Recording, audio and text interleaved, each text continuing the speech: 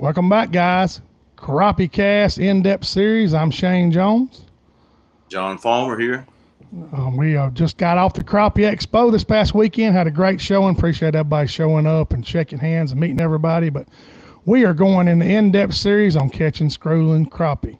It's getting that time in the fall where these blackfish are going to start schooling, and John and I are going to go into some detail and tell you how to approach these fish, how to find them on side scan, how to approach the school necessarily, and how to present your bait and what your first cast should be, and see the temperament of the fish and know when to move on. And we're trying to help you catch these fish, John. I'm gonna guess I'll just show in the picture what a schooling fish looks like, John, and then you can we'll go into some details and run with it. So let's see here, guys.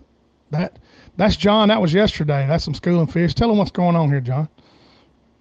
Shane, what it is, that's some fish that freed up off some structure. They're out in the channel. They're just cruising. I followed them around, picked some off of them, and you're gonna get to see more and more of it the cooler it gets. Those black crappie, they'll break off that structure.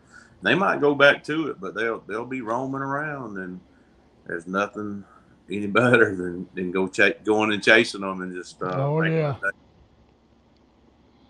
Yeah, it's fun, guys. It's probably the most fun you have. I mean, once you know what they look like on side scan, John and him's helped me tremendously. Once you know what they look like on side scan and know what they look like on live scope, and you can recognize those schools. And I didn't realize the amount of fish at school, even on these rivers that I fish. I mean, it is crazy. And a lot of big fish. It ain't necessarily little fish. I mean, there'll be some pumpkins out there. So, I mean, what's amazing, you throw that bait over the top of them, you'll see one of them, you'll get his attention, he'll just roll up out of that school. What? Yeah, that's gonna be your first cast, right, John? You're gonna throw right over the top of those fish. So you're gonna bring your bait up right over. Tell everybody how you approach that school. They're moving, so you got to adjust to them, guys. I like to try to get them when I can get straight behind them, if at all possible. But you know they're going left, they're going right. But if you ever can get behind them and throw out in front of them and get the time just right with that jig's coming just over the top of them, and you know it might be 2 or 3 or 4 of them peel out of that group and come after you.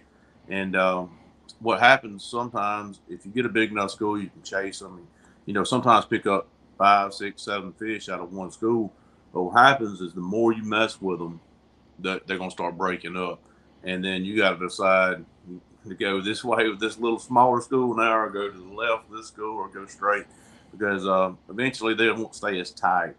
When they're real tight together like that, it's a lot of fun, because you got to think, instead of having, one fish having 2 eyes, you're throwing over 30, 40 fish sometimes. So that, you just got the odds are better of one of those fish seeing your bait and one of them being hot and they want to do the deal for you.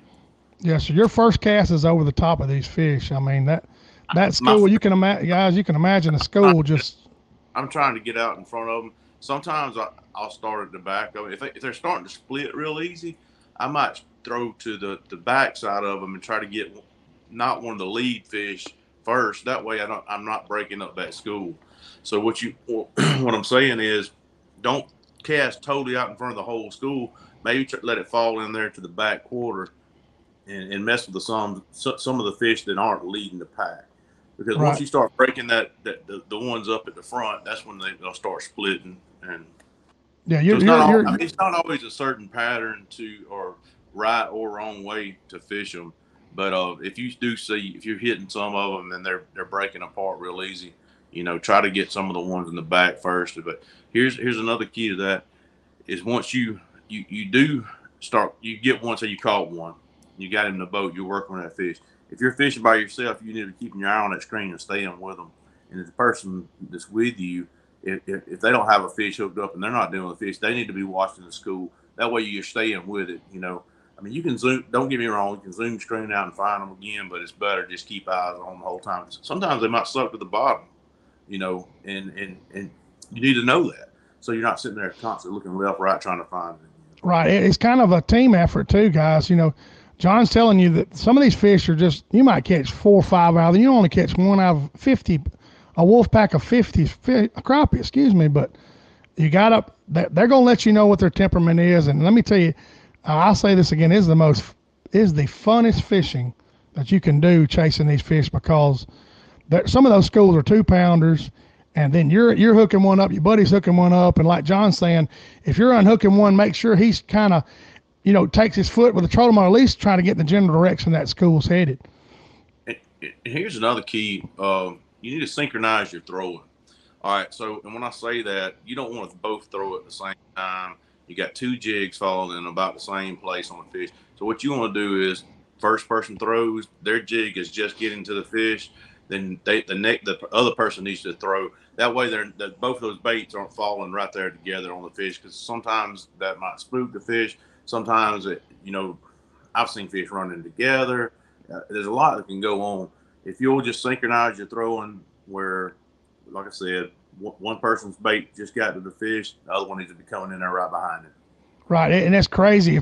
If a couple engage and John's fixing to lean back on that first fish, and here comes my jig right over the top of them, a lot of times they'll smoke it, buddy. I mean, they're already engaged on that fish, competing for that bait, and when you come by, it's lights out. It can be some of the fastest fishing you've ever done as far as limiting out. It's crazy, especially if you're in an area with multiple schools. It's unbelievable. It's some fun fishing. Yeah, we've got in this situation before in the tournament setting, Jessica and I'll just be popping as fast as I can catch them, trying to get the bigger fish, upgrade. There'll be times she'll have 5 or 6 fish laying in the floorboard back there trying to weigh off. It is I'm not going to say anxiety. I guess anticipation of the bite is because these fish are already moving, and you're trying to cut them off. It's kind of like hunting and fishing at the same time. It's like leading a bird or something. You're leading those schools, especially if they're going left to right, and they're big. Especially if you don't pop one of them out of them, it is. You're just hey, here they go. It is the excitement is nothing like no other. I mean, it is fun no matter how much I do it. I got a joke when we start doing this, like when you throw, they're swimming, and you see that one that makes that move and curls up, I go, turn around. You're exactly right. It is crazy, guys. Like you're out there 40, 60 feet seeing these things, and you're closing in on them, but don't be scared to get out there and mess with them, man. Like I said, they do this all over the country. I never believed they'd done it on the river, and Eric and John both were like, man, they do it on the river. And New Year's Eve last year, I'll never forget that. I went to the bank, and there was a tree in the water, and there was a limb that had 4 big crappie. And I caught one of them, which was about a 2-pounder. And I got the fish up and got him in the net. And I looked, and his 3 buddies took off. I'm like, where the heck are they going? They swim the entire width of this river and go over there and get up with their buddies that are running up and down this bank. And what it is, there's 4 big laydowns in the water, and the water had cooled off at this time. It's December 31st, and the stripe from the bottom were pushing up shad, and these black crappie were just mowing through them, back and forth. They might run 200 yards and turn around and come right back. And we ended up catching 50-something fish there, and right on the river. I was in 50 foot of water, 51 foot, and catching 10 and 12 foot. And there was current going, and it was just fast-paced stuff that I've never experienced on a river system. It's crazy. So what I like to do when I first start out the day doing this, when I know they're schooled up, is I'll just idle out my boat, start side scanning until I see a school, and then that's where I start. And then usually from then on, I'm never back on the big motor looking. I'm just running, getting on with the school, get me a general direction, saying the same water depth. I just chase that school. Zoom that live scope out 110 feet. I'm just going to slow, left, right, looking. Oh, my eye just caught something. There's another school. Right. You see that interference. Tell everybody what they look like on the side scan, because some people get confused about shad and, in schools and, sometimes those big gizzard shad and stuff, that they'll make a mark that'll fool you, but it's going to look like little round balls, but not as, you'll see shad all the time, and it's just smaller mark. When you see that bigger mark and then those bigger shadows, just all right, there's that school. So what you do, if you got the capability, mark it at the console, immediately run up to the front, get on that trolling motor, and try to run up and catch up with that school. with a live scope. You got you got to be kind of running and gunning Hey, man, that's what makes it fun. That's what I was saying. you're gonna find them side imaging. You got to be really ready to run up front because, like I said, these fish are moving. They might not necessarily be on that mark where you hit that side imaging mark. That's right. There's always fish close to those fish too, guys. They're out there schooling together. And black crappie are the ones that really do this. And in Mississippi, the whites that get out there and do a little bit of it. And they do a lot of schooling, but these blacks, man, they really congregate up. And it is crazy, and they call them wolfbacks for a reason, guys. They're out there aggressive, and they're fun. And a lot of people's never experienced this. Before forward-facing sonar, nobody has seen. These are the fish that the guys at Troll and Spider Rig was catching. Those fish run up and down the water column, and if you've got your jig set just right, that's what these fish are. These were the schools that you were popping, Spider Rig, and now you're chasing them one-on-one. So it's fun. Let's talk about when you're doing this, the weight of your jig.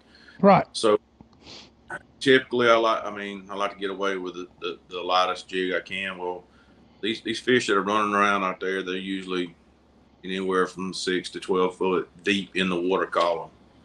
So when that fish is running, you got to think, hey, I've got to get it down to that level where they can recognize my bait. So I'm not going to get away with that 32 ounce jig doing this. And a lot of times I might not get away with that 16th ounce jig. So you might have to go to that 8th to be able to get it on the fish out in front of them and get it down to them before they make that turn left or turn right or go down or up. So you got to, I'll have, what I typically do is I'll have a couple tied on and I'll have them right over there in my rod holders. So, all right, the 16th ain't working for me. I grab my 8th and I'm chunking that in there, and I'm getting it down at a speed where I can get the bait where it's approaching the fish. All right. Also, wind. We're gonna start having windier days. That's gonna play into it. That's all the things that you're gonna have to figure out when chasing these fish. Is what can I get down there to effectively get their attention and catch them, because a lot of times a heavier jig affects the bite. I see people all the time say, well, I want to get that bait down there quick. And, even when there's no wind or they're not running, they're trying to put it on a tree. You bring a slow float by a fish, there's a better chance that you're gonna. Yeah, you said, the lightest jig you can get away with. The day I was there, I had the river current going, the fish running, so I basically put my nose in the current, let the boat back up, but I literally threw a 1/4 ounce jig and a 3-inch bait. I had to in that situation because I would throw it, and if I didn't throw perfect, I couldn't get the bait down to the school. So and that 1/4 ounce bait was up in the current, so it was acting like an 1/8. And I mean, really, counting that current, John. So it was up in the, and you got to stay even on the school. And John will tell you, his first cast is over those fish. The next cast might be in it. And sometimes you can keep that jig in that school as they're moving, stay with their pace, and one of them will get mad and just pick it up because you're in that school of fish. Another thing when we start talking about the weights of the jigs that you're using, the bite is going to feel different for a heavier jig than a light jig. Right. That heavier jig, a lot of times that fish will just come up there and try to suck that bait in. And where your line's going in that water, you won't always feel that bite, but you'll see that little circle come off your line where it's coming in the water. Well, when he tries to suck in a 8, you got to think he's having to really pull. And then you go to a 1/4, it's even more. I mean, 1/4, you need that come up just bam, that thumb. Exactly. So the weight of the jig is each weight of the jig is going to sometimes affect how that bite feels.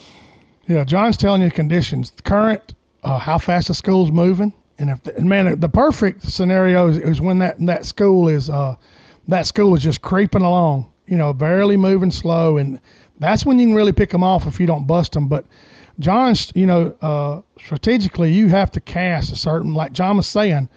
Those that watch this video on YouTube and stuff, after we put it out, you'll see the school. And John's saying, concentrate on that back fish of that school instead of coming up to the front and dropping in the middle of the pack or whatever, seeing what those fish are going to do, how they're going to react. So, because you want to catch 3 or 4, 5, 6 fish, or all of them out of that pack if you can. I mean, that's the perfect, especially if they're big fish.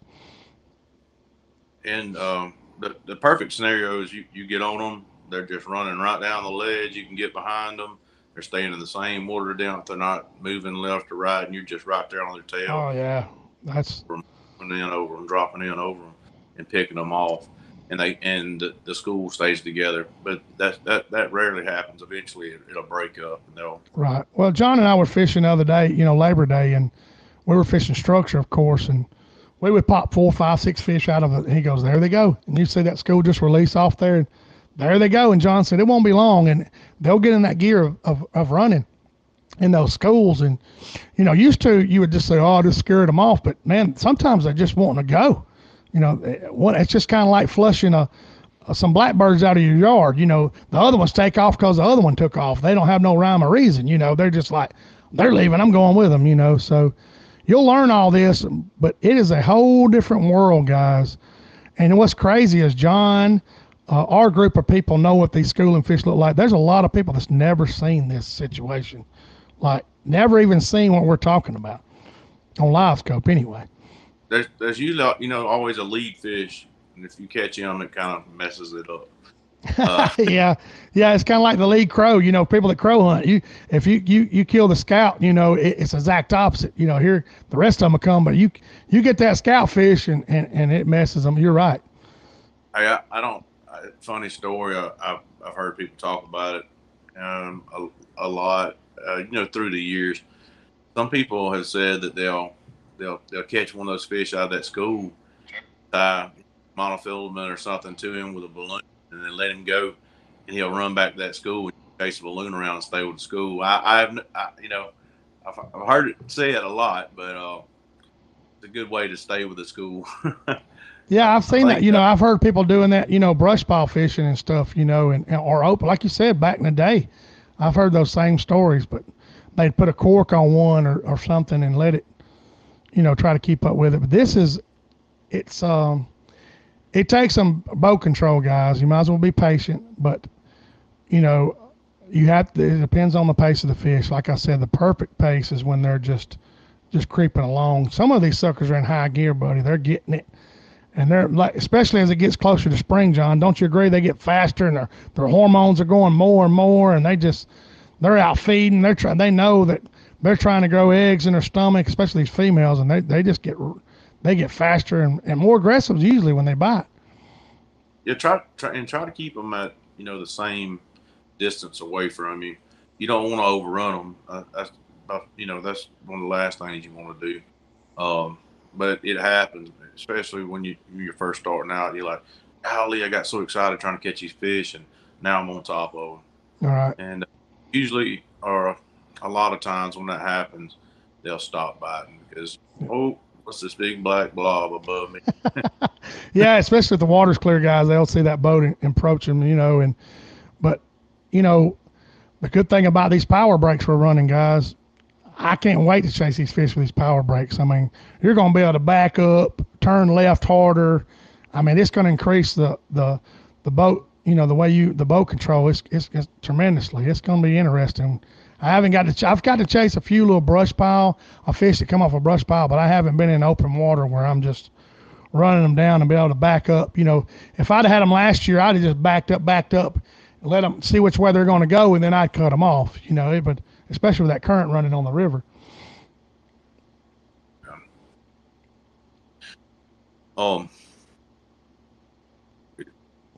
We're going this weekend. I think we are.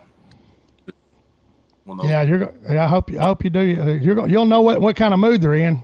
Yeah, and I will be able to see, if they're starting to do it more down there.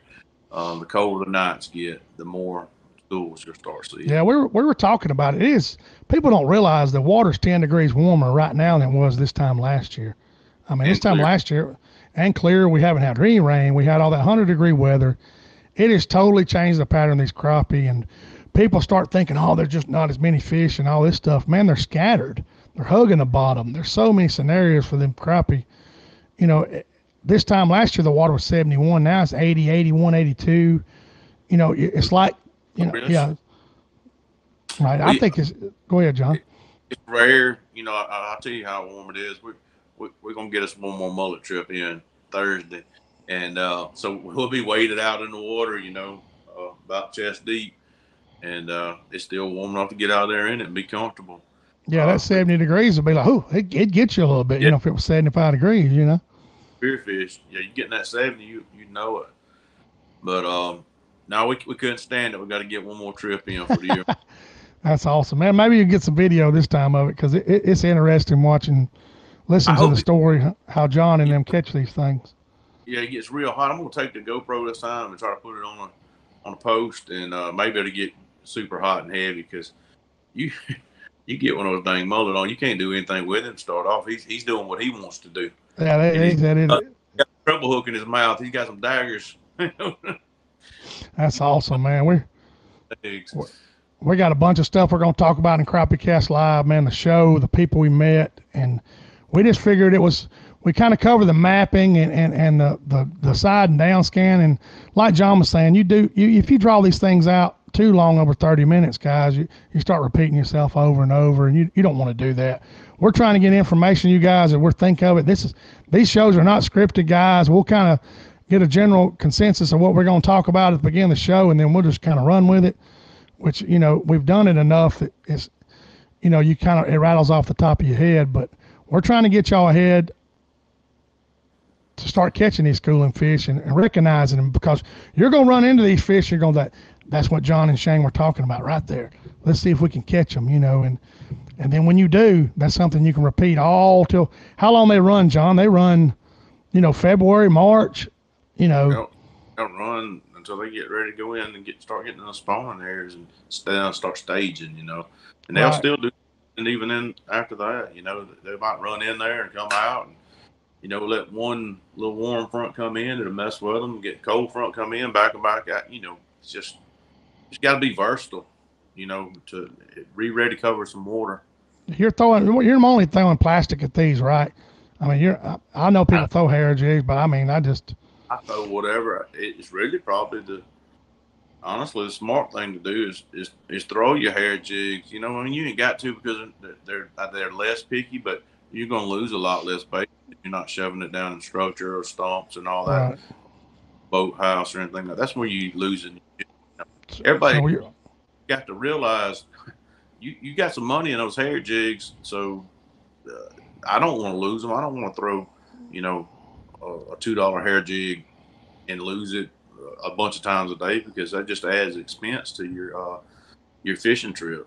It really does. I make some weedless that I use, but in these brush piles, if you got the right profile and the right color, man, you're good. But these open water fish, like John's saying, tie your 16th on there, tie your 8th, tie your hair jig on there, tie some plastic, you've been catching them.